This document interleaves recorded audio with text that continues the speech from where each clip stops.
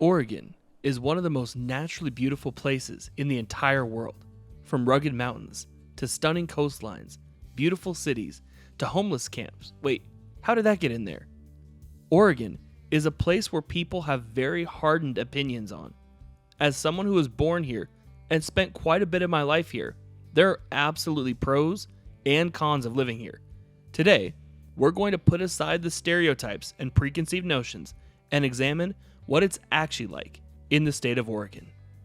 Oregon has over 4.25 million residents. Over 3 million people reside within the Portland metro area, but that is skewed by a few 100,000 living just across the border in Washington. Oregon's median household income is a healthy $70,000. This state does have opportunities to earn high wages in many industries. One problem is Oregon is one of the most heavily taxed states for individuals who make less than the median income. The median home price in the state is over $500,000. For many, it is difficult to afford buying a home here. Don't think because you leave the city it gets a lot cheaper. I'll explain why this is later too. Now, there is absolutely no sales tax in Oregon. This makes it a fun place to go shopping. The price you see is literally the price you get. The property tax rate is beneath the national average for the state. However, the largest counties here are all slightly above the national average. Now, in Oregon, the property crime rate is 26% higher than the national average. This is because there is a lot of crime that happens in areas like downtown Portland. This area has made the national news more than once for the homelessness epidemic, political demonstrations, which have been both peaceful and out of hand at times, if both sides are willing to be honest. Violence has been increasing in Oregon, but it is still beneath the national average. One thing to be aware of is there are several types of incidences that police officers are no longer responding to here. So you do want to be able to handle yourself if something does go down.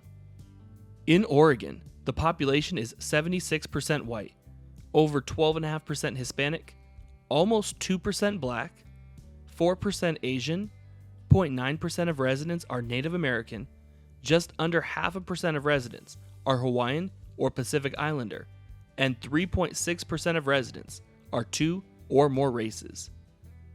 When it comes to diversity, this state isn't very diverse in general. In my time of living in the Portland metro area, I'd say they're pretty accepting of everyone, including interracial relationships and other cultures. Just know there won't be very much of an international presence or culture outside of Portland. Oregon summers are among the most perfect in the entire country. They get an average high in July of 82 degrees, and the air is moist, but it's not sticky and humid like many other moist climates. The low in January gets down to 31 degrees on average. Oregon has a reputation for getting a lot of rain, and this is an exaggerated narrative. Oregon barely gets 2 inches more than the national average in terms of annual rainfall. So why do people talk about the rain? In other places, you get rainy seasons where it does come down a lot. For us, we get rain for about 8 months of the year at a lower, more constant rate.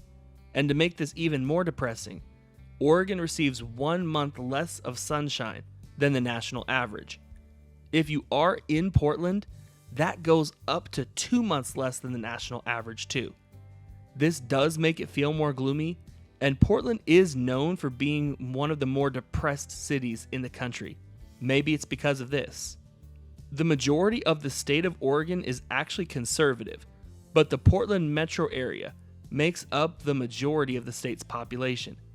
Oregon hasn't voted for a Republican president in 40 years. This won't change anytime soon either. Portland has a reputation for being liberal, and trust me, it is. Less than 1 in 5 Multnomah County voters voted Republican, and on the state level, 57% of residents voted for Joe Biden, and just under 41% of residents voted for Donald Trump. Oregon is known for its natural beauty, and the entire state has many places that will surprise you. they have spectacular waterfalls, coastline, desert mountains, alpine mountains, rivers, and lakes. If you are into outdoor recreation, you can participate in just about anything your heart desires. But if you do live in the Portland area, you can enjoy the urban lifestyle when you want as well. Portland gets a bad rap from many, and to be honest, as much as I love Oregon, I strongly dislike many areas of Portland proper. People who do enjoy Portland go out to their many breweries, restaurants, food trucks, and more. For a place that isn't diverse, Portland has a fantastic and versatile food scene. Don't be afraid to try the hole-in-the-wall spots here either. You'll find some absolute gems.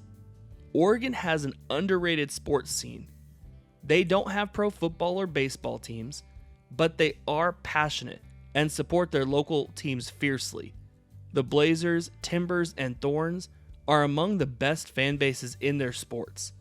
Growing up here as a Laker fan, I can tell you that the Blazer fans are loyal, long-suffering, and if they win, they'll let you hear about it. There is one thing that should be noted here. I mentioned there is a lot of natural beauty in the world-renowned places, but you shouldn't miss the natural beauty in the cities too. Oregon has many city and state parks that are right in your backyard. In Oregon, there are 4 major areas that people talk about when moving here, and I'm going to save my favorite for last. It's personally the only place in Oregon I would consider living.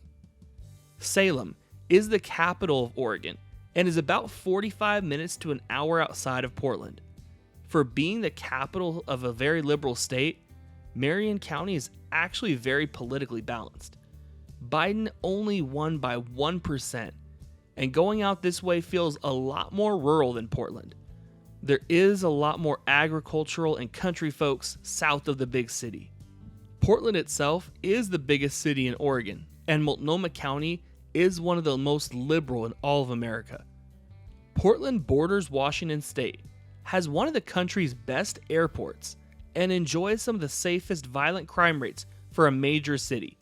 Unfortunately, crime is increasing here though, especially property crime. You want to be picky in terms of where you live here. If you think moving outside of Portland will be better, it will have a lower risk and crime rate.